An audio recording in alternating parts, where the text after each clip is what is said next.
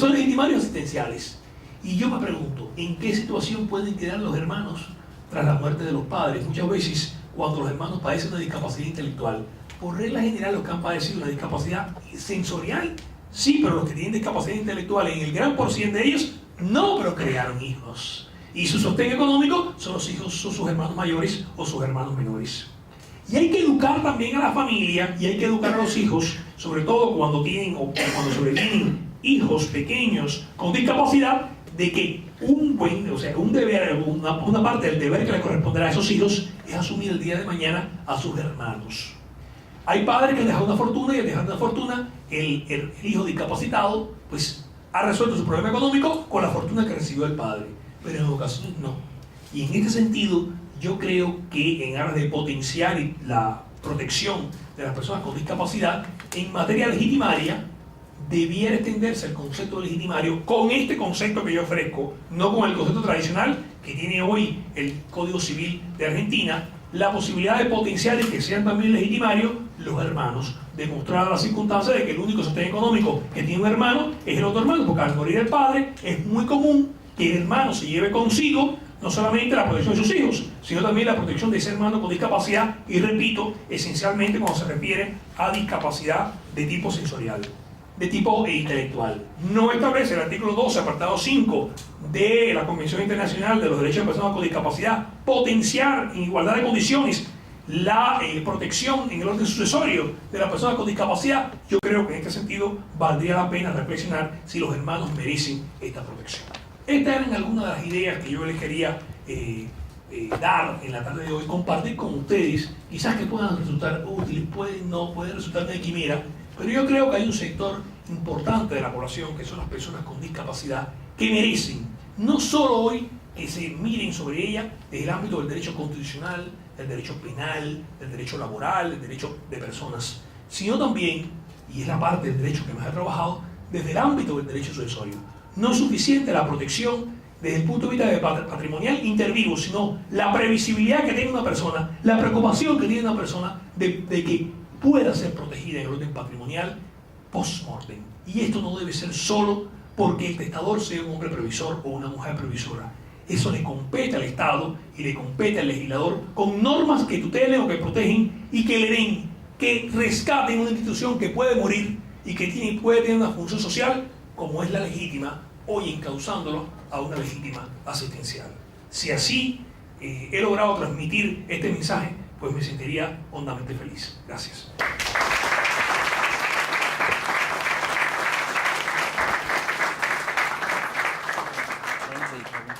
Sí, toda la que quieran. Si quieren hacer alguna pregunta, algún comentario, la doctora Vanela, profesora asociada de Derecho Sucesorio de la Universidad de Interamericana. Doctor, buenas tardes. En este concepto que usted manejaba de legitimario, que desde ya no es el concepto para nuestro derecho, que son todos los herederos forzosos, son las 3 categorías que tenemos, pero aquel sujeto que reuniera las condiciones para ser considerado un legitimario asistencial, ¿puede llegar incluso a desplazar a los demás herederos totalmente o toma una cuota o una parte dentro de la legítima? Una cuota. En el caso del ordenamiento cubano tienen derecho a los legitimarios. Cualquiera que sea el número, solo hasta la mitad. La otra mitad es de libre disposición. De manera que usted puede disponer a favor de quien quiera. Claro, pero perdón, mi pregunta es no ya de la porción disponible. La porción disponible queda claro, tanto en el derecho cubano como en el argentino, existe una total libre disponibilidad. Pero me refiero si esa cuota que tomaría el legitimario asistencial lo hace dentro de la cuota legítima, en su caso, ¿cuál es el porcentaje? Y si incluso puede hasta llegar a dejar totalmente afuera al heredero legitimario, pero legitimario de nuestro derecho, a los demás herederos. No, claro, el problema es que no tenemos otros legitimarios. El único legitimario es ese. Ajá, y puede recibir bienes hasta el 50%, pero es el único legitimario. O sea, nosotros no tenemos otro legitimario que ese legitimario asistencial. O sea, nuestra legítima se reduce a una legítima asistencial. De manera tal que si yo solo tengo hijos que tienen su propio patrimonio, si quiero los instituyo heredero, si quiero no los instituyo. ¿Dónde falló el legislador de mi país? Que falló mucho. Soy hipercrítico del Código Civil de mi país. ¿Y falló en qué sentido? Que lo reconoció solo en la testamentaria. En mi país, si usted quiere que no desproteger al legitimario, lo único que tiene que hacer es una omisión. no teste. Porque si no testa, ese hijo que depende económicamente de usted recibe una parte igual al resto de los herederos. Y ahí falló la institución. Ahí se le esfumó el fin intuitivo. Si usted testa y es previsor, tiene que reservarle y atribuirle la mitad del patrimonio al legitimario existencial. Pero si no testa, el legislador se olvidó del legitimario existencial. Claro, evidentemente en su país hay una gran costumbre por testar. Sí, hay una costumbre Claro, por testar. sí, sí. Hay una costumbre por testar. De hecho, cada año se otorgan más testamentos que declaratorias de derechos se tramitan. Hay costumbre por testar. Paradójicamente, porque nuestro patrimonio es bastante reducido. Es como la vida romana, pobre y sin dote. Pero el cubano, con lo que tiene, eso es algo. Hay una investigación que quisiera, usted que es profesor de sociología, yo quisiera, lo que pasa es que para eso hace falta recursos económicos, una investigación de toda América Latina del fenómeno testamentario. ¿Por qué se ha abandonado los testamentos en América Latina? Pasa en Guatemala, en Honduras, en Perú. Acabo de ver Perú. Un notario en Lima, no hace más de 20 testamentos al año. Y en los departamentos distintos de la capital, 2. Yo me digo, ¿cómo es posible que son países en los cuales las personas pueden asumir un patrimonio? En mi país el patrimonio se reduce a algo casi que a usted le puede resultar risible, lo elemental que puede tener un argentino medio y de clase baja. Pero ese patrimonio, lo poco que se tiene, como tiene frente al Estado, con tal de que el Estado no se quede con los bienes, usted testa y busca la alternativa para que haya un cambio generacional y pueda ser transmitido. Y por lo tanto, si yo le puedo decir que a mí, continuamente, la mayoría de los documentos que utilizo son testamentos y adjudicaciones hereditarias. El testamento se ha utilizado, que es casi hay veces una de las pocas alternativas que tenemos para la transmisión de los bienes. Y en consecuencia, sí se utiliza. Lo que pasa es que le digo que fallamos en el sentido de que el legislador debió haber regulado y haber dicho, si no testa, la mitad también le corresponde al especialmente protegido. Porque la situación que tenemos es un hijo menor. Si testó, tiene derecho a la mitad. Si no testó, y este señor tenía 4 hijos de su primer matrimonio, heredan cada uno una quinta parte de cabo hereditario. Y no hay protección legitimaria. Y ahí está el tema. O sea, el legitimario es que tiene que verlo usted como una institución subsistente, la testamentaria, como una cortapisa, un freno a la libertad de testar, pero además venir impuesta también en la vida de Estado. No, acá ha habido muchos proyectos de ley tendientes a reducirla. A reducirla, sí. Y eso crea un mayor margen de la porción disponible, Claro. que de alguna manera estaría Claro. estaría con la visión externa. Pero de todas maneras, quizás yo sea muy radicalista en este sentido, pero la reducción es un remedio, pero no es la solución. O sea, y volvemos a lo mismo. O sea, aunque para usted la reducción puede ser la mitad. Sí, que si se reduce, pero de todas maneras no se testa, la porción Exactamente, y disponible por otro lado se reduce. Y usted dice, la mitad a mis hijos. ¿Y por qué le tengo que dar la mitad a ellos? Déjame a mí decidir si se la voy a dejar todo. Pero ¿por qué se la tengo que dejar a ellos? O sea, ¿por qué el legislador me impone que la mitad se la deje a mis hijos? ¿Por qué usted no le puede dejar todo a su esposo, que es la persona que tiene a su lado y que además, o se lo puede dejar a uno de sus hijos todo, y al otro no? Es cierto que existe la desheredación, pero todos sabemos que desheredar a un hijo en testamento es una situación muy comprometedora y que a veces se merece que se desherede, pero el padre, que siempre lo perdona todo, y más la madre, es muy difícil que usted deje a sus hermanos, tras su muerte, la posibilidad de incoar un proceso de desheredación. Discúlpeme, no lo molesto más. ¿A qué le llaman en su derecho la preterición? Porque acá tenemos la preterición del heredero legitimario. Esa. Cuando se testa, instituyendo, es lo mismo. Sí, la preterición es el olvido voluntario del testador de la porción de legítima que le corresponde al forzoso legitimario. Entonces, de igual manera, que sucede muy a menudo, pero muchas veces las pretericiones nuestras son involuntarias. ¿Sabe por qué? Una persona de 45 años testa, el notario no fue capaz en el testamento de decir que aunque no tiene ningún legitimario, reconoce como legitimario el que le sobrevenga con los requerimientos de ley en el momento de su deceso y le distribuye la mitad. No lo hace. Está pensando de que el que va a testar automáticamente hay un garrote detrás de la notaría, lo matan y automáticamente hereda sus herederos. No es así, porque esa persona puede sobrevivir 45 años más. Entonces, buena parte de las pretericiones que se han dado en mi país son pretericiones involuntarias y son pretericiones en las cuales tienen responsabilidad los escribanos. Claro, pero que de alguna manera estaría cubierto porque puede que teniendo herederos Anula, exactamente. No acepten la herencia, de todas maneras se haya actualizado. Sí, pero usted sabe que provoca un gran perjuicio, le voy a decir por qué. Por ejemplo, sucede muy a menudo. El hijo del último matrimonio es el único legitimario, porque los hijos del primer matrimonio no son legitimarios. porque ya tienen su propio sustento. Ha sido preterido. Solución: anular la institución del heredero. El tribunal le declara con un lugar, demostrado que es un menor de edad, que depende económicamente y no está apto para trabajar. Con lugar. ¿Qué resultado provoca? Que ese menor, si ese señor tenía 5 hijos de matrimonio anterior, se abre la intestato y heredan cada uno una cuota. El legislador en la intestato no prevé que el menor tiene derecho a la mitad. Y entonces, he promovido un proceso para beneficiar a mis hermanos, lo cual es un absurdo jurídico. Mi padre estaba a favor de la novia, me obvió a mí, y gracias a que yo existo, mis hermanos van a poder resultar beneficiados porque, anulada la institución de heredero, se abre paso a la intestato. Y en la intestato, donde la ley no distingue, no cabe distinguir, establece que en primer orden heredan los descendientes, sean con discapacidad o sin discapacidad, sean menores o no sean menores. Claro, pero en ustedes la preterición lleva a la anulación de Lleva a la anulación. No es el caso nuestro derecho. Lleva a la anulación. Eso lo heredamos de España. Y es una fórmula que hoy, yo estoy dirigiendo una tesis doctoral sobre el tema para una relectura, porque yo no creo que la anulación sea la fórmula más idónea. Sería en todo caso la reforma del testamento. Es la vía no la tenemos nosotros como... la reforma del testamento. La reforma y no la nulidad. Gracias. Allí el doctor Gacheiro Frías también le hace. Sí. Doctor Gallardo, aquella persona que por su condición de discapacitado se ve mejorado, a su fallecimiento, ¿no debería repartirse sus bienes entre el resto de los legitimarios?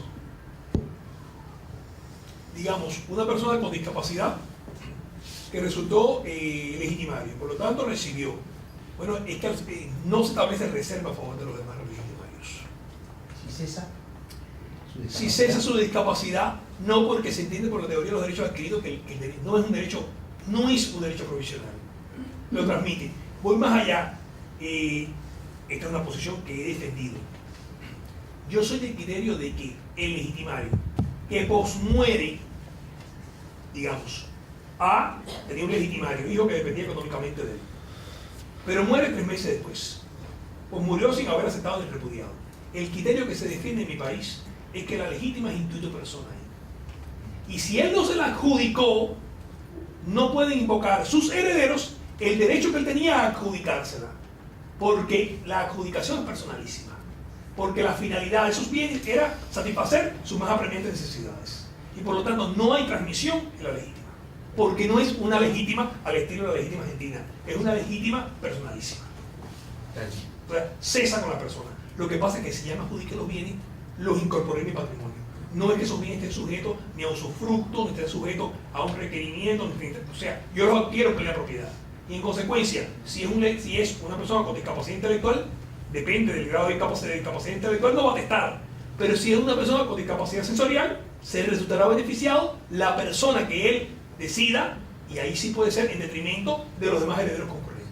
No sé si conoce la figura de la nuera viuda. Sí. ¿Sería una cuestión parecida en el caso de la situación argentina? ¿Podría aplicarse algo similar?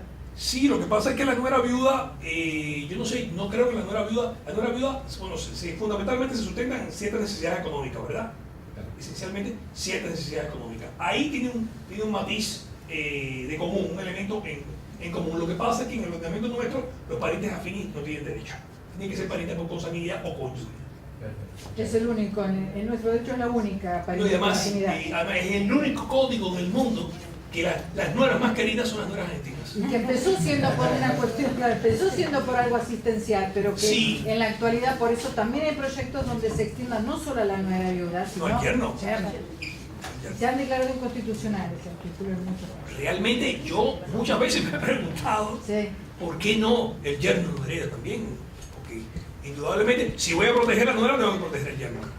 Ya le digo, yo nunca había visto suegras y nueras que se quieran más que en Argentina, porque en otro país decir que la nuera va a heredar.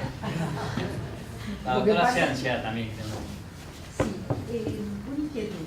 Usted manifestó que en su país existen distintas categorías de notorios, por así llamarse. Fue una broma mía. Exacto. Sí. Mi problema es saber si aquel que evidentemente recurrió a un profesional es porque necesitaba de su consejo, una vez que se sienta afectado por ese testamento mal hecho, Responsabilidad civil. ¿eh? Responsabilidad civil. Exacto. Por eso era mi inquietud si se podía subsanar o si en su país había el tema de la mala praxis, porque Sí. evidentemente me siento perjudicado y de alguna manera debo... Lo que pasa es que por fortuna muchas veces los clientes no están muy informados, pero ese es un típico caso de mala praxis. Y uno por ética, yo por ética soy incapaz de incentivar a un cliente a que establezca una demanda contra un colega. No, eso... Pero yo en mi fuero interno, doctora, en mi fuero interno le digo, yo no solamente mi responsabilidad es matar al notario, porque estoy perdiendo, indudablemente por el desconocimiento técnico. Usted no, pero sí la Sí, persona claro. afectada evidentemente puede Tiene recibir toda la en su razón. país como acá por una mala praxis. Ese es el ejemplo típico Perfecto. y lo vemos a diario. Exacto. Y volvemos a, usted sabe también lo que sucede, doctora, ahora usted, en mi país puede haber pertención formal o material, porque yo puedo legitimar y mencionarlo y no atribuirle nada. Y entonces existe la costumbre de los testamentos de decir, reconozco como especialmente protegido a mi hija Elena y atribuyo los bienes a mi hija Juana, María, pero por reconocer como especialmente protegido a Elena, Elena no tiene derecho a la mitad. Yo tengo que decir que reconozco como especialmente protegida a Elena a quien le atribuyo la mitad de mi patrimonio, porque de lo contrario Elena ha sido mencionada en el testamento, pero ha sido preterida materialmente. Y otra técnica que se utiliza es cumplir formalmente la legítima, el deber de legítima. Reconozco a Elena, pero y empiezo a hacer asignaciones concretas. El bien A a la señora B, el bien número 2 a la señora C, el bien, y cuando usted viene a dividir el cabal hereditario, resulta que todo el patrimonio hereditario lo ha distribuido en libre disposición y que la legitimaria no tiene bienes con los cuales hace frente a la legítima. Eso también yo le digo que eso es responsabilidad del notario, porque el notario tenía que haberle percatado y decirle, vivimos en el caso nuestro, oiga, y después que usted dispone de tantos bienes en Cuba, usted tiene tantos bienes como para hacer frente a la legítima, porque de lo contrario usted es cómplice de esa pretensión. Y eso se está dando en mi país. Yo le digo que se da. En algunos casos, en la mayoría de los casos no hay intención. En la mayoría de los casos hay desconocimiento por parte, es un gazapo del notario, que tiene que pensar que hay que atribuir y que pagar la legítima. Y que la legítima es una norma imperativa que no puede vulnerar. Y que en consecuencia, también la fórmula que yo debo utilizar, muchos en un testamento yo debo utilizar de que tratar de evitar un obitestato, es decir, en mi patrimonio no solo los bienes que tengo ahora, los que voy a tener en un futuro. Porque de lo contrario, va a sobrevenir una sucesión mixta, parte por testamento y parte por testato. Muchas veces la sucesión mixta es consecuencia de una mala redacción del testamento por el escribano. Y en su país, como en toda América Latina, gran parte entre nosotros está el tema de la longevidad, ¿no es cierto?, que es importante y que de alguna manera debemos prepararnos para hacer frente a ese futuro. ¿Existe alguna norma protectora con respecto a los adultos mayores en especial? Bueno, en estos momentos lo que está es el anteproyecto de Código de Familia, que un capítulo del anteproyecto se dedica a la protección de las personas con discapacidad y otro capítulo se dedica a la protección de los adultos mayores. En el anteproyecto de Código de Familia sí se incluye la protección de los adultos mayores. Y yo le diría algo, yo creo que desde el derecho cubano tenemos que hacer mucho más de cara a los adultos mayores. O sea, se ha escrito, se investiga, pero para mi gusto se investiga poco. Y todavía la sociedad no está preparada, ese término no me gusta utilizarlo porque es una falacia decir si está preparada o no está preparada, pero yo creo que hay que pensar mucho de cara a ellos, porque vamos hacia una sociedad de la tercera edad. Una sociedad de la tercera edad y las instituciones jurídicas, temas de tutela, curatela, queremos potenciar en el anteproyecto la autotutela, la autocuratela, porque es que vamos hacia allá, o sea, vamos hacia la tercera edad. Y su país y el Por más que nos nuestro, en cueste. América Latina somos Claro. de los que más hemos envejecido. Exactamente. Uruguay, Argentina y Cuba y Chile. también. Y Chile. Se dice que la gran oleada blanca por Así es. el encarecimiento. Sí. No sucede, por ejemplo, en los países de Centroamérica, donde usted ve Claro. tantos niños Tal cual. y no hay una esperanza de vida al nacer alta, pero en nuestros países sí. Sí, Argentina. En Cuba es alarmante también porque hay un tema migratorio importante de la juventud que emigra para Europa y para Estados Unidos, y por lo tanto, ¿quiénes emigran? Emigran muchas jóvenes profesionales, y estas jóvenes no tienen hijos en el país. Entonces, no emigran hacia mi país. Entonces, como no se emigra, nos pasa como España, que España tendrá problemas migratorios, pero entre los latinoamericanos y los marroquíes que emigran, que tienen además una buena cantidad de hijos, se reemplaza. Pero no sucede.